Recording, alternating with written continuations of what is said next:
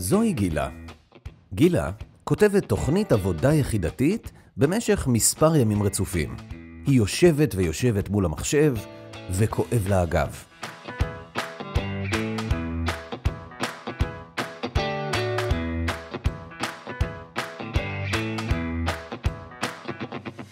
אז מה עושים? איך מונעים את הפגיעה בגוף? מסדרים נכון את עמדת העבודה.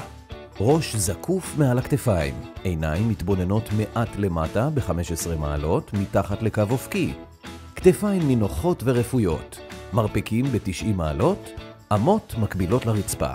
קשתות הגב נתמכות בטבעיות על ידי משענת הכיסא. אם אין תמיכה בשקע, ניתן להוסיף כרית. יריחיים מקבילות לרצפה, זווית בין הירך לשוק 90 עד 100 מעלות. רגליים תמוכות, כל כף הרגל מונחת על הרצפה או על הדום לרגליים.